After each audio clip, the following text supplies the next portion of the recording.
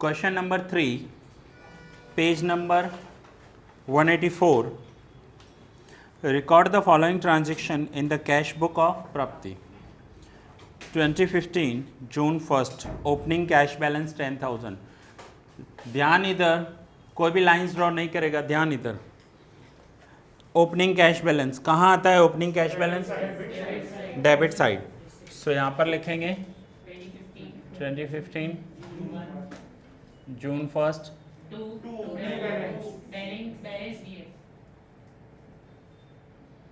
Balance BF लिख सकते हो, बैलेंस BD लिख सकते हो, या फिर ओपनिंग बैलेंस भी लिख सकते हो. ओपनिंग बैलेंस अमाउंट के कॉलम में अमाउंट लिखेंगे. रिसिप्ट नंबर और LF में अगर हो तो लिखेंगे, नहीं हो तो नहीं. और सेम डेट इसी मेथड में आपको लिखना है 2015 जून एंड देन जो भी डेट आएगी. Now cash sales 3000. Cash sales में पैसा आता है या जाता है? पैसा आता है. तो कहाँ रिकॉर्ड होगा? Receipt side, debit side. जब हम गुड से सेल करते हैं, यहाँ पर एक ही रूल काम करेगा कि अगर पैसा आ रहा है तो रिसिप्ट साइड रिकॉर्ड करते जाओ, डेबिट साइड. पैसा जा रहा है तो पेमेंट साइड. अकाउंट का रूल अप्लाई हो रहा है, debit word comes in, credit word goes out. और कैश क्या है? रियल अकाउंट है, एसेट्स हैं, तो एसेट्स के लिए वही रूल अप्लाई होता है ना. उस रूल को नहीं भी आता हो ना तो आपको इतना याद करना है कि पैसा आ रहा है रिसिप्ट, और पैसा आता है तो क्या बोलते हैं हम उसे? रिसिप्ट ही बोलते हैं ना, रिसीव किया है. और पैसा जा रहा है तो पेमेंट. क्लियर? सो 2 जून पैसा आ रहा है to sales account amount 3000. Sales किया है तो amount 3000. Next,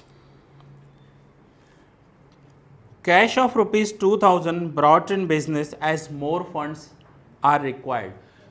Ronit, to capital account. More funds की ज़रूरत थी, ज़्यादा पैसों की ज़रूरत थी. बिजनेस में 2000 रुपीज़ पैसा लेकर आए हैं. सो ऑनर बिजनेस में पैसा लेकर आ रहा है, उसे कैपिटल कहते हैं अकाउंटिंग लैंग्वेज में. तो यहाँ पर लिखेंगे to capital account amount 2000. Cash purchase. Nisha, payment side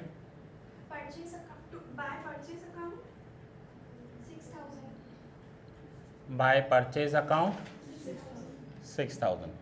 अब यहाँ पर लिखा हो परचेज किया है, bill number so and so, तो वो यहाँ पर आप वाउचर नंबर में लिख दोगे, क्योंकि हमने गुड्स परचेज किए हैं और हमें बिल मिला है. वो बिल क्या है? वाउचर है. हर एक को एविडेंस जो प्रूव करे कि हमने ये ट्रांजेक्शन किया है उसे हम वाउचर कहते हैं. सो बिल नंबर वहाँ पर लिख देंगे. Purchase account 6000. Salary of ₹1000 and brokerage of 1500 paid by cash. Bajaj, दोनों पेमेंट साइड लिखेंगे. करेक्ट, दोनों पेमेंट साइड, क्योंकि सैलरी में भी पैसा जाता है और ब्रोकरेज भी पे किए तो पैसा जा रहा है. सो सैलरी 1000 अलग अलग लिखेंगे, एक साथ टोटल कर कर नहीं लिख देना. By salary account 1000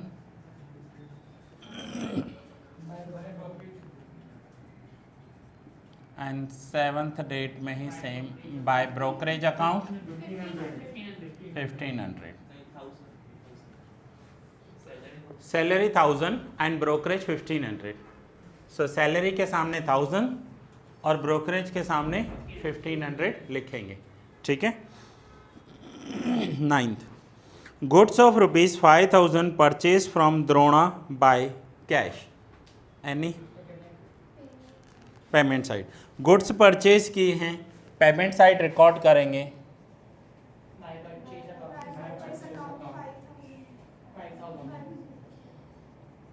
bye purchase account 5000.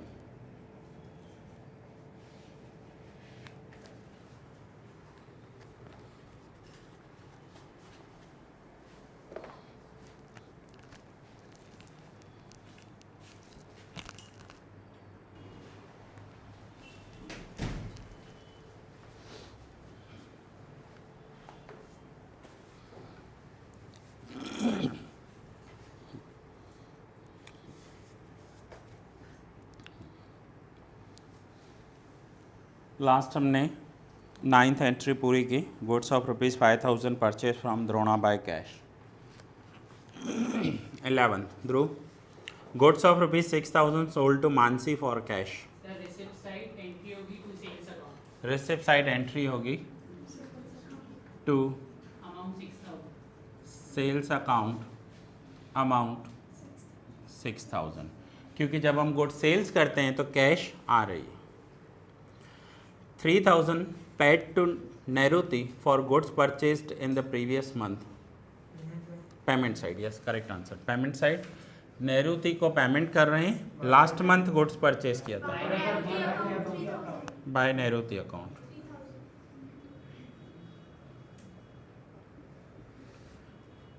Bye Neruti account 3,000।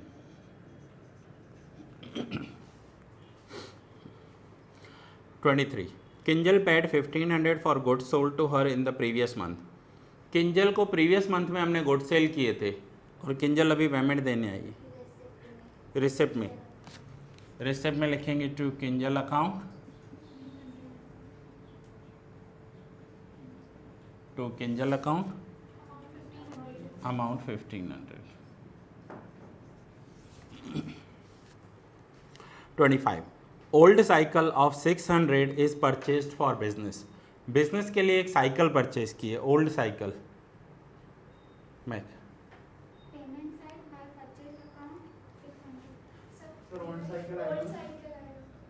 Payment side करेंगे, पेमेंट साइड रिकॉर्ड होगा और परचेज वर्ड यूज़ नहीं करेंगे क्योंकि ये गुड्स थोड़ी है, ये तो हमारे लिए एसेट्स हैं। साइकिल हो, बाइक हो या कार हो, है तो व्हीकल, सो व्हीकल हमारे लिए एसेट्स होते हैं। और ओल्ड हो या न्यू हो, ओल्ड नहीं लिखते, बाय साइकिल अकाउंट लिखेंगे यहाँ पर, बाय साइकिल अकाउंट। ओल्ड लिखेंगे थोड़ा खराब लगता है, साइकिल अकाउंट, ठीक है। 28 1,000 रिसीव्ड टुवर्ड्स कमीशन, क्या करेंगे? Payment side, very good. क्या लिखेंगे?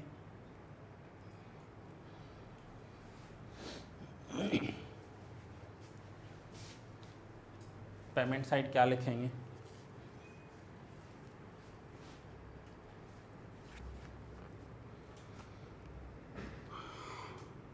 सुजल, रिसिप्ट साइड क्या लिखेंगे? To commission account, to commission account ₹1,000। देखो कैश बुक है क्या? कैश बुक आपके कैश का हिसाब किताब है। मैं बोल रहा हूँ ना, इससे इजीएस्ट चैप्टर अकाउंट में हो ही नहीं सकता। और ये तो इनकी मजबूरी है कि अकाउंट 11th में है, नहीं तो 7th स्टैंडर्ड का सम होना चाहिए। ये आपको एक बात याद रखनी है, पैसा आ रहा है रिसिप्ट साइड, पैसा जा रहा है बस, और कुछ करना ही नहीं है। आपको दो साइड दिए गए। हाँ, ये आप सोचो कि साइकिल परचेज की तो पैसा जाएगा, गुड्स परचेज किए पैसा जाएगा, कमीशन रिसीव की है, अब पैसा रिसीव करते तो पैसा आएगा ना। मैं आज आपको बोल रहा हूँ मैंने फीस रिसीव की तो पैसा आया होगा, रेंट रिसीव्ड किया पैसा आया होगा, पेट्रोल फिल करवाया पैसा गया होगा क्योंकि पेट्रोल फिल करवाया, लाइट का बिल पे किया पैसा गया होगा। सो आपको ये देखना है, सिर्फ ये आइडेंटिफाई करना है कि कैश आई है आपके पास या कैश गई है। कहीं पर भी लिखा हुआ है कमीशन रिसीव्ड तो पैसा मिला है, कमीशन पेड तो पैसा हमने दिया है। सो पैसा गया इस साइड, आ रहा है तो इस side. Incoming left hand side, outgoing right hand side, बस और कुछ है ही नहीं। जैसे आपके मोबाइल में दो स्विच होते हैं ना कि कॉल आया है रिसीव करना है या रिजेक्ट करना है, ग्रीन है रिसीव करो और रेड है तो रिजेक्ट करो। यहाँ पर भी ऐसा ही है, पैसा आया है डेबिट साइड, पैसा गया है क्रेडिट साइड, और कुछ सोचना ही नहीं है। मैं तो बोलता हूँ 11th स्टैंडर्ड के लेवल का सम है ही नहीं है, क्योंकि सिर्फ आइडेंटिफाई करना है बस, और कुछ भी नहीं है। Machine of 3,000 purchase for business, 3,500 की मशीन परचेज की है, क्या करेंगे? हाँ, पेमेंट साइड, वेरी गुड। क्या लिखेंगे?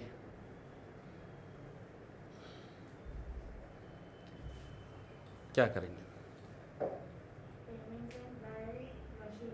Payment side by machine account. देखो मशीन परचेज की है, तो मशीन परचेज करने जब आप जाओगे, आप घर से निकले हो मशीन परचेज करने, किसी भी टाइप का, वॉशिंग मशीन हो, फ्रिज हो, बिजनेस के लिए मशीन हो, मशीन परचेज करने निकले हो, सो मशीन परचेज करके आओगे तो पैसा दे के आओगे या सामने वाले का पैसा भी लेके आओगे? दे के आएंगे, तो सीधा सा पेमेंट साइड लिखना है बाय मशीन अकाउंट। डेट कौन सी है? 30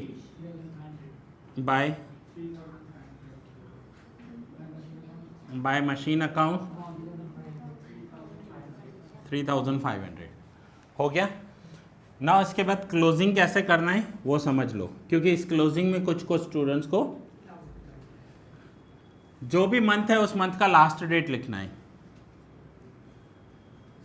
यहां मैंने लिखा था टू बैलेंस बीडी, तो यहां पर लिखूंगा बाय बैलेंस सीडी। ठीक है। Now total of receipt side, total of receipt, receipt side का ये टोटल आप मुझे बताओ। 23,500, यही सेम मैं यहाँ लिख रहा हूँ। इसमें से माइनस करेंगे total of payment side, total of payment side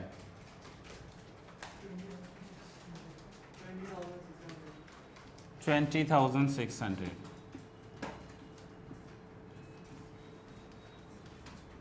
closing cash balance, अब हम इसमें से ये माइनस करेंगे 2,900। ये क्लोजिंग कैश हो गया। अब ये क्लोजिंग कैश आपको इसके सामने लिख देना है 2,900। जब आप क्लोजिंग कैश लिखोगे ना तो आपका पेमेंट साइड का टोटल भी ये हो जाएगा सेम, ये दोनों टोटल्स आपके अब टैली हो जाएंगे। 2,900 जब आप क्लोजिंग इसमें लिखोगे, क्योंकि क्लोजिंग आप कर क्या रहे हो, रिसिप्ट साइड के टोटल में से ये माइनस कर रहे हो, तो ये एक डिफरेंस अमाउंट ही है और कुछ भी नहीं है। फिर भी आपको नहीं समझ में आया, आप इस मेथड से करोगे। Total of receipt side 23,500, total of payment side 20,600, difference closing cash balance. Closing cash balance लिखने के बाद जब आप इसका टोटल करोगे तो ये टोटल आपका सेम आ जाएगा 23,000 आ रहा है। ओके। नाउ ये कौन सा मंथ था? जून। तो जून के बाद कौन सा आता है? तो एक लाइन का गैप दोगे और यहां पर आपको लिखना है जुलाई 1, जुलाई 1।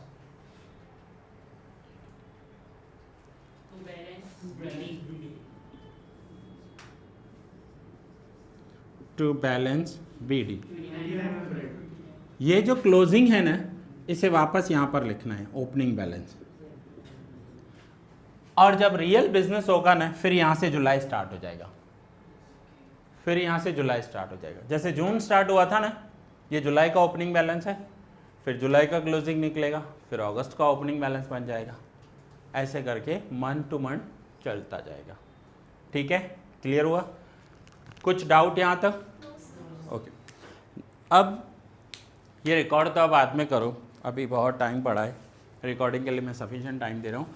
कुछ डाउट्स स्टूडेंट्स ने पूछे हैं, डाउट सेशन थोड़े से कुछ पहले रह गए हैं, बाकी हैं, फिर से रिवाइज कर दें, एक बार हम देख लेते हैं। सो विवेक, क्या डाउट थे? चैप्टर 1 में डाउट हैं। मैं कुछ डाउट सेशन ले रहा हूँ, थोड़ा सा 10-15 मिनट का, मैं आपके डाउट्स क्लियर कर रहा हूँ, आप ये बाद में कॉपी कर लेना, ताकि रिकॉर्डिंग्स जो रहें वो हमारी कंटिन्यू रहें। सो चैप्टर 1 पर पेज नंबर बताओ विवेक। पेज नंबर 6 निकालो सभी।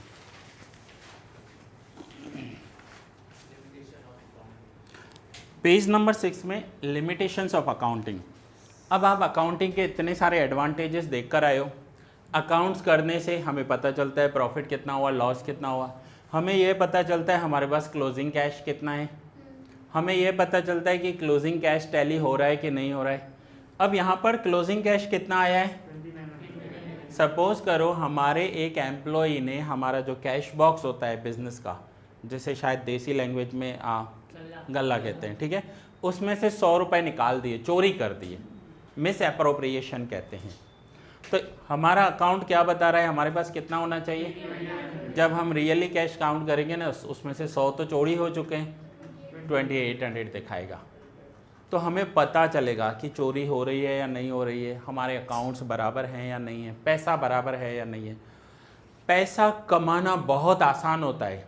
आपको शायद आपने ऐसा सुना होगा किसी के मुंह से, पैसे पेड़ पर नहीं उगते, ठीक है, बहुत मेहनत करनी पड़ती है। मैं बोलता हूँ वो लोग गलत हैं। पैसा कमाना आसान होता है, पैसे को संभालना मुश्किल होता है। आप महीने के 10,000 कमा सकते हो, लेकिन उस 10,000 में से 5,000 सेव करना डिफ़िकल्ट होगा, क्योंकि जैसे जैसे इनकम बढ़ती जाएगी ना, डिमांड्स बढ़ती जाएंगी। एक मैंने एग्जांपल दिया था कि इनकम बढ़ रही है लेकिन डिमांड बढ़ ही नहीं रही है, zero income elasticity. Zero income elasticity समझा था ना? सो वो है पैसा संभालना, कि पैसे को संभाला कैसे जाए। बाकी तो आप जितना पैसा खर्च करो ना उतना कम है। मैंने ऐसे ऐसे लोग देखे हैं कि 2.5 लाख 3 लाख रुपए महीने की सैलरी होती है, फर्स्ट डेट को पैसा उनके अकाउंट में आ जाता है और 25th को उनका अकाउंट ज़ीरो हो जाता है। उनके फ़ोन्स आते हैं कि सर 15,000 रुपये उधार चाहिए 5 दिन के लिए, बस सैलरी आ जाएगी फर्स्ट डेट को, 2.5 लाख रुपया मैं आपको लौटा दूंगा, 5 दिन के लिए 15,000 चाहिए। ऐसा कॉल उनको करना पड़ता है 2.5 लाख रुपए महीने की सैलरी होने के बाद। सो वंस अगेन, पैसा कमाना बहुत आसान है, उसे सेव करना और संभालना मुश्किल है। सो अकाउंट्स के बहुत सारे एडवांटेजेस तो हैं, बट कुछ लिमिटेशंस भी हैं, क्योंकि हर एक कॉइन के 2 साइड्स होते हैं। एडवांटेजेस भी होंगे तो लिमिटेशंस। अब लिमिटेशंस में कुछ लिमिटेशंस हैं जो डाउट में हैं, वो समझते हैं। बताओ विवेक, क्या डाउट है? Okay, stable value of money, historical transaction and dual standards, ये वाले, ठीक है। पहले थर्ड पॉइंट समझते हैं, historical transactions. In accounting, historical transaction or events are recorded. No corrections are allowed in transactions for any mistake, but still historical transaction and events are useful to take future decisions.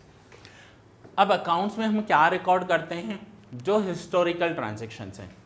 आज रात को मैं घर जाऊंगा, मैं सारे के सारे अकाउंट्स के ट्रांजेक्शन्स रिकॉर्ड करूंगा। अगर आज रात को टाइम नहीं मिला तो कल रिकॉर्ड करूंगा मॉर्निंग में। तो कल मॉर्निंग में मैं आज के सारे रिकॉर्ड करूंगा ट्रांजेक्शन्स, चाहे जितना भी पैसा आया हो या जितना भी पैसा गया हो। सो अकाउंट में हम हिस्ट्री के ट्रांजेक्शन्स रिकॉर्ड करते हैं, मींस पास्ट के ट्रांजेक्शन्स रिकॉर्ड करते हैं। अब उन ट्रांजेक्शन्स में हमसे कोई मिस्टेक हो गई तो उसे हम रेक्टिफाई नहीं कर सकते। क्यों रेक्टिफाई नहीं कर सकते? उसका एग्जांपल समझो। आज फीस रिसीव्ड हुई, ठीक है, मैंने रिकॉर्ड कर ली। आज मैंने कुछ पेमेंट कर दिया, वो भी रिकॉर्ड कर दिया, लेकिन उस पेमेंट में मिस्टेक हो गई। कौन सी? से एग्जांपल समझते हैं कि मैंने आज 10 नोटबुक्स परचेज़ की, लेकिन जब मैं कल रिकॉर्ड कर रहा था ना तो मुझे लगा 10 नोटबुक्स बहुत परचेज़ कर ली, 5 से भी काम चल जाता, बट अब 5 जाके वापस करूँगा क्या? वो तो ट्रांजैक्शन हो चुका, अब हम उसे रेक्टिफाई नहीं कर सकते। सो हिस्ट्री के ट्रांजैक्शंस हम आज रिकॉर्ड करते हैं। चलो कोई मिस्टेक हो गई, आज मैं चीकू परचेज़ करने गया, ज़रूरत थी 1 किलो की बट 2 किलो परचेज़ हो गए। सामने वाले ने कोई ऑफ़र दे दिया, ठीक है, हमने परचेज़ कर लिया, बट घर आकर रियलाइज़ हुआ नहीं ये गलती कर ली, 2 किलो नहीं 1 किलो ही सफिशेंट है। 1 किलो भी पूरे नहीं हो पाएंगे एक 4 पर्सन्स की फैमिली में, 2 किलो तो ख़राब ही हो जाएंगे। सो अब जाकर उसे रेक्टिफाई करेंगे? नहीं। सो हम पास्ट रिकॉर्ड करते हैं, आज उसे रेक्टिफाई तो नहीं कर सकते, मिस्टेक्स हो जाती हैं, ठीक है। So that is limitations of accounting. जो है वो रिकॉर्ड करना है, अब आप उसमें कम ज़्यादा तो नहीं कर सकते हो। चलो, second point, stable value of money. Accounting assumes that value of money is stable. For example, an asset was purchased before 5 years for 50,000. If replacement is required to be done, then in this case more than 50,000 has to be paid to acquire same type of assets. अब assets की जो value है ना, वो old value record होती है। ध्यान से समझना इस पॉइंट को, मोस्ट इंपॉर्टेंट पॉइंट है कि स्टेबल वैल्यू होती है पैसों की। आज से 20 साल पहले मैंने एक घर खरीदा था 7 लाख रुपीस में, लैंड एंड बिल्डिंग समझ लो। अकाउंट्स की जर्नल एंट्री उस टाइम पर कैसी की होगी, उसका पेमेंट मैंने दिया 7 लाख रुपीस चेक से पेमेंट दिया। जिनको जर्नल एंट्री आती होगी वो इस पॉइंट को समझ पाएंगे, ठीक है। लैंड एंड बिल्डिंग आ रही है और बैंक से पैसा जा रहा है, एंट्री करूंगा मैं land and building account debit to bank account और अमाउंट लिखूंगा 7। अब वो 7 लाख जब ईयर पूरा होता है ना, सेम लैंड एंड बिल्डिंग का एक अकाउंट बनता है ऐसा, जो आप नेक्स्ट चैप्टर में सीखने वाले हो लेजर पोस्टिंग में। उसमें मैं लिखूंगा लैंड एंड बिल्डिंग का opening value 7 lakh, closing value 7 lakh. ऐसा हर साल करना पड़ता है। आज भी मेरे बुक्स में लिखा हुआ है कि ये जो लैंड एंड बिल्डिंग है ना, इसकी वैल्यू 7 लाख रुपीस है। बट अभी तो नहीं होगी ना 7 लाख, अभी उसकी वैल्यू 1 करोड़ रुपीस हो चुकी है। लेकिन आज भी मेरे बुक्स क्या दिखा रहे हैं कि मेरे पास एक प्रॉपर्टी है जिसकी वैल्यू, क्योंकि वो 7 लाख का 1 करोड़ थोड़ी होगा जब तक मैं उसे नहीं करूंगा। और मैं 1 करोड़ करूँ कैसे उसे, क्योंकि मैंने पेमेंट ही 7 लाख दिया है। जब मैं सेल करूंगा तब एंट्री करूंगा, बट सेल करना ही नहीं है ना, अब हम तो उसमें रह रहे हैं। ये ना मैं आज सेल करूंगा ना आने वाले 20 साल सेल करूंगा, तो पड़ी है 20 साल के बाद भी ये क्या दिखाएगी 7 लाख। मेरा बेटा देखेगा उन पेपर्स को, बोलेगा 7 लाख रुपए में लिया। अब इन 20 साल में 7 लाख का 1 करोड़ हो चुका है। आने वाले 20 साल में महंगाई और इन्फ्लेशन कितना बढ़ेगा नहीं पता, लेकिन फिर भी क्या लिखा हुआ है बुक्स में 7 लाख। सो हम मनी का वैल्यू स्टेबल कर देते हैं। मनी का जो वैल्यू है ना वो स्टेबल है, उसमें हम चेंजेस नहीं कर सकते। जो वैल्यू पर रिकॉर्ड होते हैं उसी वैल्यू पर रिकॉर्डेड है। महंगाई इन्फ्लेशन काउंट नहीं हो रहा है उसमें। हुआ clear? So that is the stable value of money. अब अगर हम उसे आज के साथ कंपेयर करेंगे ना, समझो आज एक और मैं घर ले रहा हूँ उसी सोसाइटी में, लेना तो नहीं है बट अज्यूम कर लो, ठीक है। तो आज मैं दूसरा घर लूंगा तो 1 करोड़ का पेमेंट करना पड़ेगा। अब मैं बुक्स में दिखाऊंगा एक लिया हुआ है, से एग्जांपल नंबर लिख लेते हैं कि बंगलो नंबर 1 लिया हुआ है, बंगलो नंबर 1 वो लिया हुआ है 7 लाख रुपए में, और दूसरा लिखना पड़ेगा कि बंगलो नंबर 2 1 करोड़ में। देखो कैसा लगेगा अकाउंट में कि ऐसा क्यों हुआ, बट इन्फ्लेशन है ना, महंगाई है, तो ये क्या है कि हम स्टेबल वैल्यू पे कैलकुलेट होता है, जबकि ऐसा नहीं होता। पैसों की वैल्यू, एसेट्स की वैल्यू चेंज होती रहती है। आया समझ में? आप जब भी पास्ट ट्रांजैक्शन देखोगे ना, आपको लगेगा वो सस्ता टाइम था बहुत, वो टाइम बहुत सस्ता था। आज का टाइम महंगा है, महंगाई है, क्योंकि आपने आज के प्राइसेस देखे हैं। लेकिन आज से 15 साल 20 साल बाद जब आप आज के प्राइस देखोगे ना, तो फिर आपको लगेगा नहीं ये वो टाइम सस्ता था जब आप 11th में थे। क्योंकि फीस कितनी बढ़ती जा रही है, स्कूल की हो, ट्यूशन्स की हो, या कोई भी महंगाई देखो आप कैसे बढ़ती जा रही है। मैंने लास्ट वीक अपना एक फ़ाइल देखा जिसमें मेरे सारे सर्टिफिकेट्स पड़े हुए थे, और मेरे फादर की एक आदत थी कि स्कूल की फ़ीस भी पे करते थे ना, उसके रिसिप्ट भी आज तक संभाले हुए पड़े हैं। मीन्स मेरे टाइम के फर्स्ट स्टैंडर्ड से लेकर एमकॉम बीएड तक के सारी फीस, सारे रिसिप्ट्स, स्कूल फ़ोटो सब एक फ़ाइल में पड़े हुए हैं कि मैंने फर्स्ट स्टैंडर्ड में कितनी फ़ीस पे की थी, मैंने 5th स्टैंडर्ड में, तो मैं 8th स्टैंडर्ड में देख रहा था ना, तब हमारा 40 रुपीज़ मंथली फ़ीस हुआ करता था स्कूल का। 40 रुपीज़ मंथली हर महीने की 1st से 5th डेट के बीच में हमारे क्लास टीचर लिस्ट निकालते थे और हर एक का नाम लेकर बोलते थे कि किसकी बाकी है। 40 रुपीज़ पर। और मैंने अपने फर्स्ट स्टैंडर्ड की फ़ीस देखी ना, फर्स्ट स्टैंडर्ड के रिसिप्ट पड़े हुए हैं। सो फर्स्ट स्टैंडर्ड की तब मंथली फ़ीस नहीं हुआ करती थी, सिर्फ 6 मंथ में जो आप पे करते हो ना, कौन सी फ़ीस होती है? नहीं, टर्म फ़ी हाफ ईयरली जो एक 5 रुपीज़ पे की हुई थी, 5 रुपये 6 मंथ की फ़ीस। अब सोचो वो टाइम आज के हिसाब से कैसा लगता होगा। मैंने 9th स्टैंडर्ड में इंग्लिश का ट्यूशन रखवाया था, सर 30 रुपीज़ लेते थे। फिर कुछ पेरेंट्स आकर बोलते थे सर 30 रुपीज़ थोड़ा डिस्काउंट दो ना, एक काम करो मैं 27 रुपीज़ भिजवा दूंगा आपको। 3 रुपीज़ भी बहुत हुआ करते थे उस टाइम पर। कोई बोलेगा sir 25 please.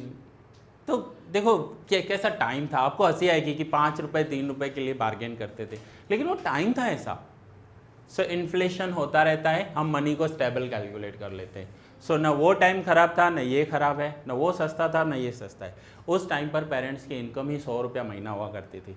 So 30 rupees per month fees बहुत हुआ करती थी। वो सोचेंगे उसमें से भी 5 रुपये बच गए तो बहुत बड़ी बात है। ठीक है, सो मनी का वैल्यू स्टेबल ले लेते हैं, ये लिमिटेशन है एक। और दूसरा है dual standard. There are 2 important components of accounts, profit and loss and balance sheet. अब ये जो पॉइंट है ना, ये आपको मैं अभी एक्सप्लेन कर रहा हूँ, लेकिन इसका एक पूरा चैप्टर है पार्ट 2 में, फाइनल अकाउंट। तो जब हम फाइनल अकाउंट करेंगे ना, तब ये वाला पॉइंट समझ में आएगा। अब जैसे कैश बुक वाला पॉइंट है, मैं आपको बताऊं कि एक कैश बुक होता है, उसका एक लेफ्ट हैंड साइड होता है, राइट हैंड साइड होता है, रिसिप्ट। अभी आप कर रहे हो तो आपको पता है, सो इसका भी सेम ऐसा ही है, बट मैं आपको एक्सप्लेन कर देता हूँ। फाइनल अकाउंट में हम trading account, P&L account and balance sheet बनाते हैं। P&L means profit and loss account. So profit and loss account में जो वैल्यूज लिखेंगे ना, वो सारे आज के वैल्यूज लिखेंगे। मैंने आज प्रॉफिट कितना किया, मैंने आज लॉस कितना किया, आज एक्सपेंस कितना किया, आज इनकम कितनी हुई, यानी वो करंट वैल्यू पर रिकॉर्ड होंगे। और जो बैलेंस शीट होती है ना, उसमें मैं अपनी सारे एसेट्स लिखूंगा जो भी मेरे पास है, लैंड एंड बिल्डिंग है, इन्वेस्टमेंट है, शेयर्स हैं, गोल्ड है, वो लिखूंगा। तो बैलेंस शीट में जो वैल्यूज़ लिखे जाते हैं ना एसेट्स के, वो उस टाइम के वैल्यूज़ लिखे जाते हैं जब हमने परचेज किए होंगे।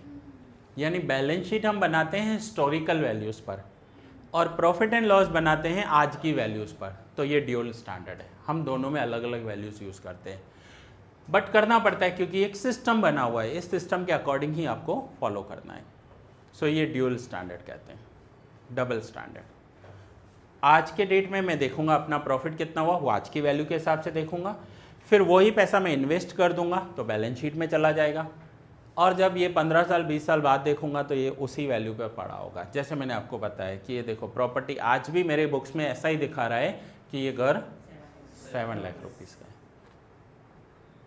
हुआ क्लियर? बैलेंस शीट में सिर्फ एसेट्स ही करते हैं और कुछ भी नहीं? एसेट्स आती हैं, लाइबिलिटीज़ आती हैं, वो बैलेंस शीट आप सीखोगे, फॉर्मेट सीखोगे तो समझ में आएगा। ठीक है, क्लियर हुआ? यस। सेम मैंने आपको पहले भी बताया था। और एक घर मेरे फादर ने भी लिया था अपने टाइम पर 5,000 रुपये में। कब की बात है? 1962 में लिया होगा, 5,000 रुपीज़ में। बोले थे बहुत महंगा लिया है। 4,000 वैल्यू चलती थी, लेकिन 5,000 देने पड़े, सामने वाला दे ही नहीं रहा था और हमें चाहिए था। अब सोचो आज की वैल्यू के हिसाब से महंगा लिया, बहुत सस्ता है। बहुत सस्ता है। क्यों? उस टाइम पर आप होते तो पता चलता महंगाई क्या है। इस वक्त इतनी इनकम नहीं उस वक्त इनकम भी उतनी हुआ करती थी। ठीक है, so anyway dual standard clear हुए, मनी स्टेबल वैल्यू पे चलता है वो भी क्लियर हो गया। चलो सो नाउ अब आप नोट डाउन कर लो, फॉर्मेट बनाओ, तब तक मैं आपके होमवर्क चेक कर लेता हूँ।